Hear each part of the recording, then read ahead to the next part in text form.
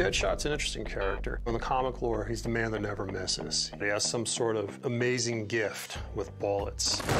I guess he's the bullet whisperer, you could say. And he puts that skill to work. He runs around the world whacking people for whoever's going to pay him money. But it's also cost him a lot. It's cost him his relationships. It's cost him his daughter, his family. And that separates him from the pack. There's so many assassins and good shots in the DC universe, but Deadshot is the most complex that walks that line between good guy and bad guy because of family. With Deadshot, I remember seeing a TV interview with a hired killer from the mob, and one thing that he said really struck me. He said, "I don't care if I live, so why should I care if you live?" And that became very much part of Deadshot's operating system. He's not looking to kill himself. It's not a death wish. He just doesn't care. He doesn't care if he lives or dies, and so he doesn't care if you live or die. Check. Pop, pop, drop. I could not get my head around the idea of killing people for money. And I read a book called The Anatomy of Motive. One of the first lines in the book says, "Why did he do it?" It says, "Simple, because it felt good." Every time I put this on, somebody dies. And? I like putting it on. That was such an explosive comprehension. He says the question isn't why did he do it? He did it because it felt good. The question is why does it feel good? And then just as an actor, it exploded so much in understanding character. You hit a wall when you want to know why someone does something versus the acceptance of the fact that it's enjoyable. Then it really helped me to create that backstory of power and dominance and how he must have, during his childhood, felt really disempowered. And to be able to kill somebody from 100 yards was super empowering. Suicide Squad!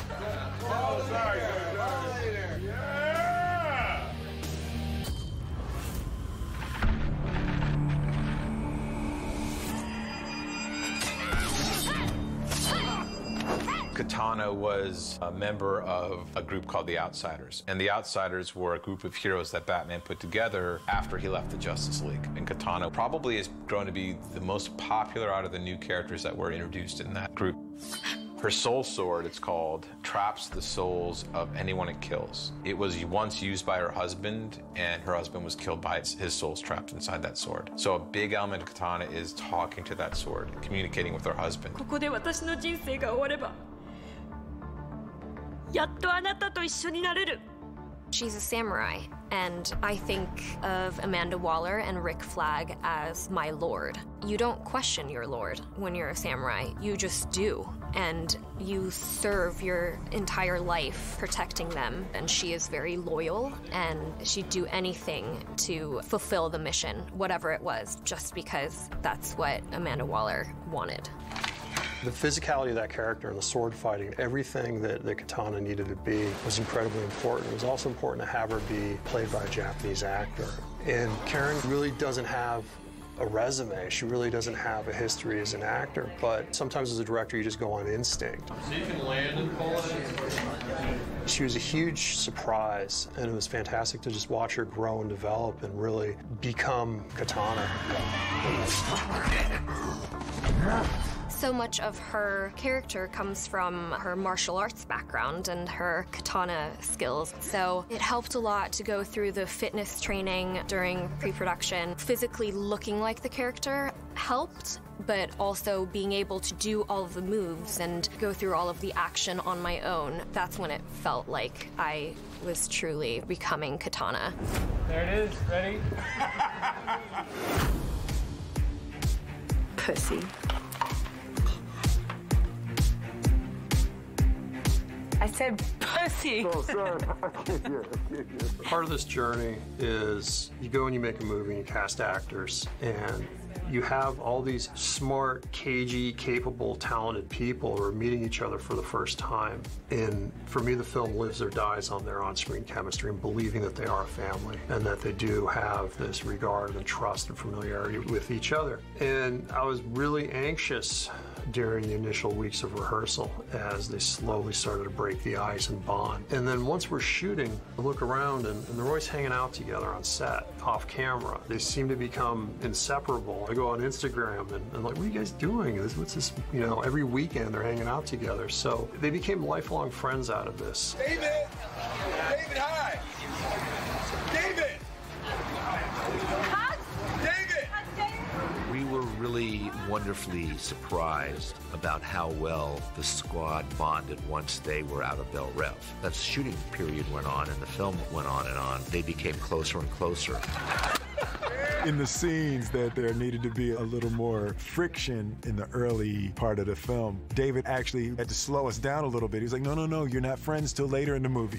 You know, so we all got snuggled up really quickly. And we bonded because we all wanted to make a great movie for David. Seriously. Anything he wanted us to do. He could have told us to dive out of a damn plane in a parachute, 15,000 feet in the air. We would have thought about doing it. The squad was something else. Like, the squad on screen is really cool. The squad off screen, I've never seen anything like it. I've never experienced anything like it on a film before. I mean, we were joined at the hip. You couldn't separate us. Kara's not even in the squad, technically, and she's one of our most integral members off screen. She was always there. She's so much fun. It was something really unique, and it definitely added something on screen that I don't think we could have had without that bonding process.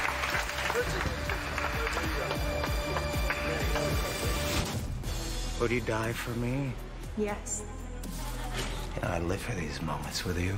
I'm all yours. The Joker and Harley Quinn are unpredictable. They are the king and queen of Gotham City. Talk about a romance gone wrong. Come on, Puddin', do it! You don't know whether Harley's gonna, like, laugh, hug you, or, like, shoot you in the face. Stupid bats, you're ruining date night! And then Joker's, like, even worse than that.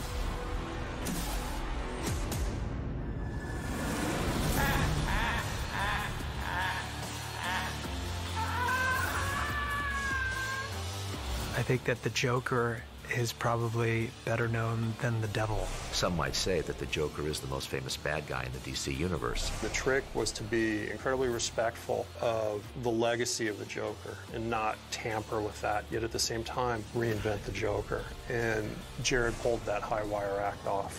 What? Oh, I'm not gonna kill you. I'm just gonna hurt you. Really, really bad.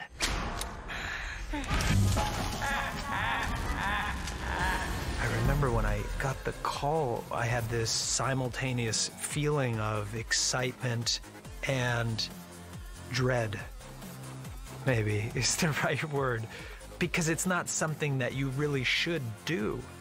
Logically, this role has been interpreted so beautifully, but then there's the other side. What else can you uncover? What other parts of this story, of this life, what can you do that hasn't been done? That side of me that likes exploration, that likes adventure, that likes to push the envelope, that was set on fire immediately. I knew that I was going to have to dive really deep and go to a place that I'd never gone before. Oh, This looks neat. there is something you could do for me, Doctor. Anything, I mean, yeah. I need a machine gun. A machine gun?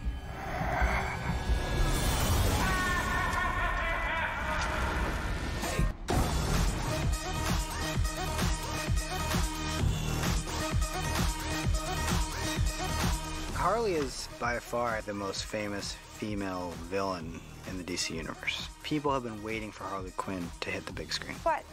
Harley Quinn's a new addition. Like only 5 or 6 years ago, she became a member of the Suicide Squad and really anchored that team in a brand new way. What a ride! Margot really settled into an incredibly difficult role. To be that spontaneous and be that humorous and be that soulful and be that powerful and tough, Margot worked very, very, very, very hard to get there. Ford, play with me. That is a whole lot of pretty and a whole lot of crazy.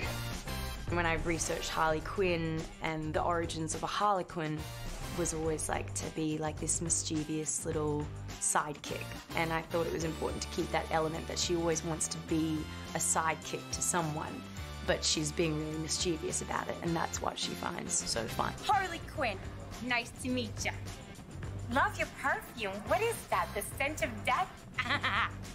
She seems nice. It was kind of cool because a lot of the other characters were obviously playing it like, I don't want to be here, I don't want to be with any of you guys, but for Harley, I played it that she was just like, yay, like first day of school, so many people to play with, this is gonna be great. Something tells me a whole lot of people are about to die. It was like walking into like a toy store and being like, what do I do first?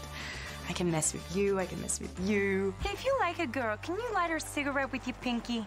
Because that would be real classy. Her character, I mean, she's a complete psychopath in many ways. Yet there's something that like draws you in, right? She's a beautiful girl, but she's a very self-destructive individual. But she's really, I mean, she's just really interesting to watch. Hey, come on. What? I saw it move. See? I flinched, I think. That was really important to definitely explore her flaws. And David is the guy that's going to delve deeper than anyone into those flaws. So cool. I feel like human instinct sometimes to want to be portrayed in a positive light. Action.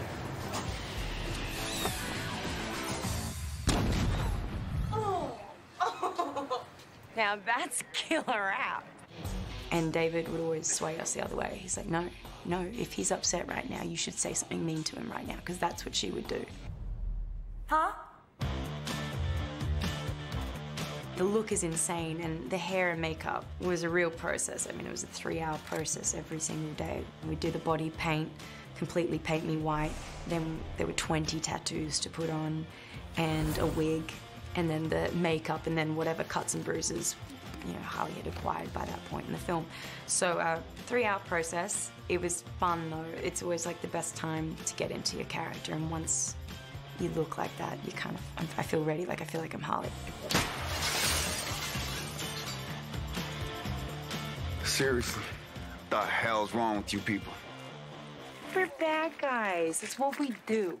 Harley Quinn is extremely fun to watch because you have no clue what she's going to do next. Come on, baby. She is an extremely emotional, complex character because she is a female Joker. She really is. I mean, the Joker created her. Harley! She's a strong character in her own right. She's not defined by the Joker anymore, even though they have a relationship, which I really love. Puddin'! You got all dressed up for me? Oh, you know I'd do anything for you. By the way, I've got some grape soda on ice and a bearskin rug waiting.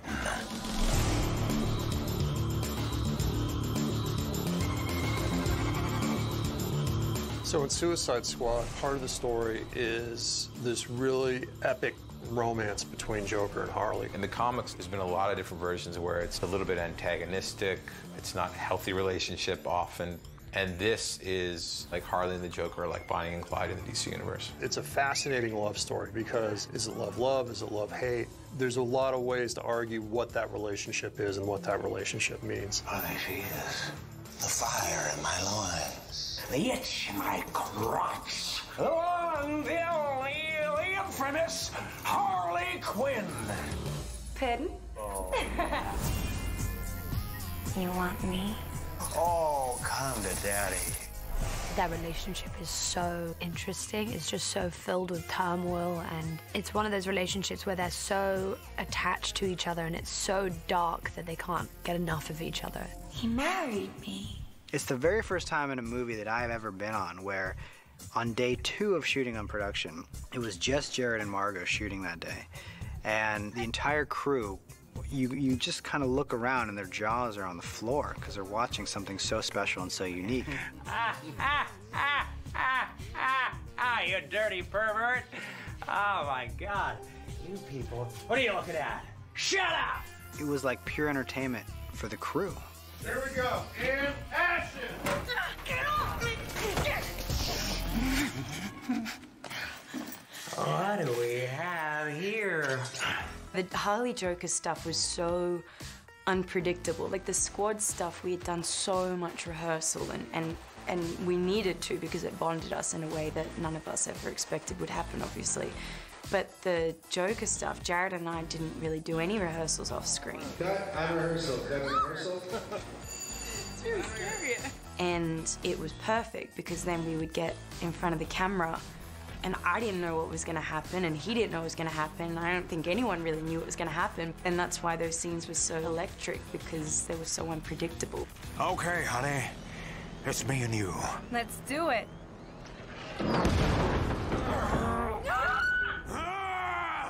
I was lucky in that I had a pretty phenomenal partner in this. I was really lucky to work with her.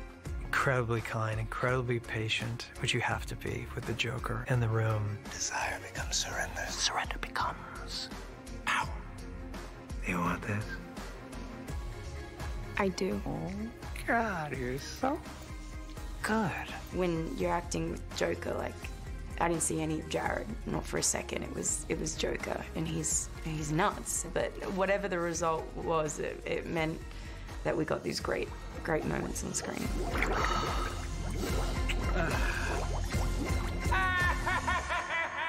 No matter how far we delve, how many scenes we do, I just feel like I've only scratched the surface of Harley. Like, it's just a character that's like a bottomless pit of, like, issues. I could play Harley for like 10 years and be happy. I think the Joker will live forever.